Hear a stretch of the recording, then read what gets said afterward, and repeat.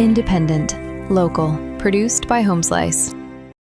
Hey everybody, it's Mark Houston with Homeslice Media, and I'm sitting down with my brothers from the great state of North Dakota, Booze and Tuna. That's right. Welcome all right. Welcome. Taylor, Gavin, Garrett, Ben, thank you guys very much for coming down here when it's triple digits. Absolutely. Oh my God, but you're from Bismarck. This is half normal, really. You guys get these humid, gross days too, right? I mean, what whole is month heat? of it. Is it really? When you're deprived of oxygen to the brain, what does it even mean? Let me get this question out of the way because you're relatively new down here. But the obvious question that most people have, I think, is why do you guys do so much Sabrina Carpenter?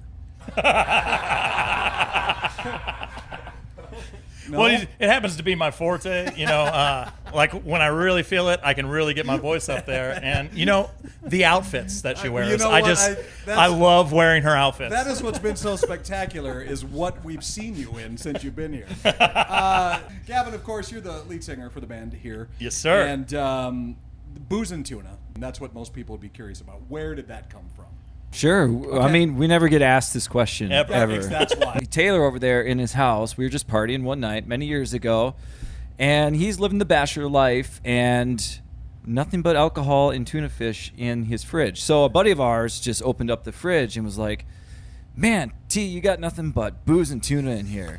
And then he pops around the corner, "Guys, that'd be a great band name for you guys." And of course, we were all drinking and like, "Yeah, this is a great." We'll never great remember name. that tomorrow. Next thing we know, we got a logo. We're on the marquee, and we've been riding it for almost 10 years now. So here we are. Oh, that's a great story, though. He Really. still hasn't hit us up for royalties yet, so we're in the clear. So you're obviously, I would arguably say, one of the heavier bands that we see play here at the Loud for sure. Are you guys all influenced by that? Absolutely. I mean, sure. we all have our basis of where we started. I'm initially from Missouri. So that's the Branson bluegrass area. So I've got family Right. members that are all, musically intervened and do all the bluegrass, country, and gospel that you could ever want. And so I was like, you know what? What's going to piss them off the most? No, I love my family. I was sitting in the garage, just listening to Grandpa's radio, working on cars and whatnot, and that's just kind of how it spurred in me when I was a kid. And for you guys, it's just been our passion. That's what we want to play. Right. We're not playing it to pander to anybody. This is the kind of music that we love. We're all kind of influenced around the 80s rock. That's just the common theme or genre, and we're writing music around that as well too. But I mean, we love the heavy metal. We love 90s country. We love jazz. I mean, we love it all, actually. My brothers and sister are about 15 years older than me, so I grew up with all that music. Stealing my brother's CDs out of his room when he's in college, then getting beat up when he gets home. It's Of worth course it. it was. I got really good at hiding the shit after I found it. Yeah. Well, and that's you mentioned all of the different influences. Those influences are still extremely important in what you do and how you make music, right? Even if it's not what we're hearing up on stage. That's kind of where our album comes from. We released our album, Instant Gratification. We wanted our influence to kind of show through there, but at the same time being our original selves and doing it in our way. Yeah. And in a lot of our music that we do, we'll change it slightly while still keeping true to the actual song and make it our own. And I think that's what people like, especially tonight. Good night tonight. We were just doing an interview after your last set. It's the second day of the rally. It's almost triple digits here in Sturgis. And that crowd you guys had in there was fantastic. Oh, they were awesome. Going back to some of your new music and the new album that you guys have coming out, I caught a couple of your new songs when you guys were playing in there. It's familiar, right?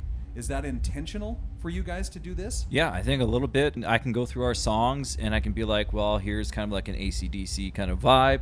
Here's a little bit of a Dokken vibe. Here's some Ted Nugent vibe here. It's just a mishmash of all of our influences that kind of just comes out. Yeah, it's what influences us and what we like. And you guys take on some songs that are vocally incredibly challenging too, I think. Ben, listening to the stuff that you're doing, when they hear you doing Ace of Spades, right away, that has to be a song where it's almost an instant stop for everybody that's watching, like, wow, there it is. There's Lemmy, right? Yep. Does it take a toll to sing like that? So yeah, the screaming metal vocals are very difficult, but I've gotten better at them. And it is nice doing the Motorhead in honor of Lemmy, since we are a four-piece.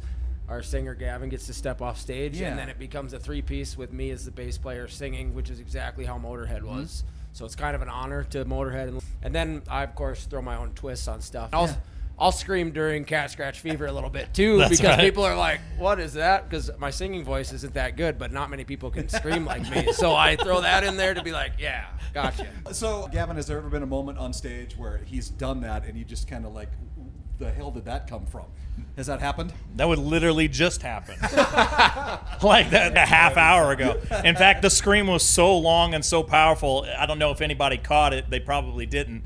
But I ran behind him just in case he passed out. Like, yeah, I was ready to catch him and his guitar, and just in case. But boy, he let it out tonight. It was crazy. This is the first time you've played the Sturgis Motorcycle Rally. Have you guys, any of you ever attended the rally before you played here at all? Nope.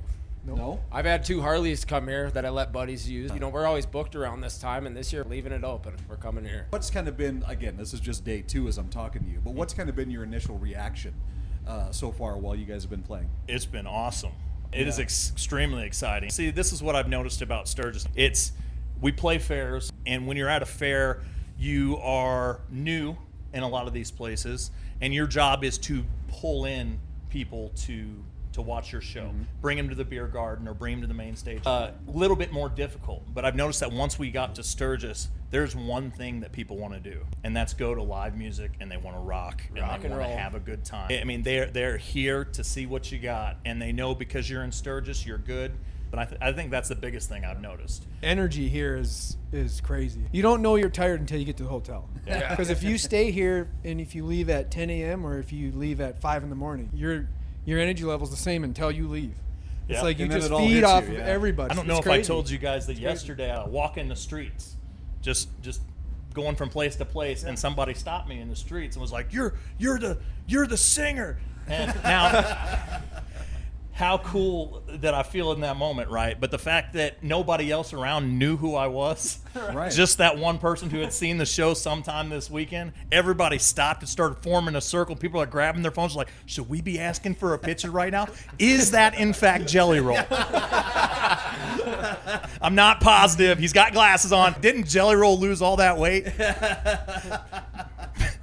He's more like Tootsie Roll now. No kidding. Yeah, I'm Jelly Roll now And I at think this that's point. what you guys are going to find the more you play here is you'll get a following that will show up just because of this. And if they know you're going to be here next year, they're going to be here next year because not only is this the world's largest motorcycle rally, it's the largest music festival happening right now as well. Well, I'm so glad you guys came. Obviously, I'm glad you got a chance to come down and perform. I hope you like what's going on because man. it seems to be resonating. You're taking a break and then coming back, correct? Yeah, we'll play here.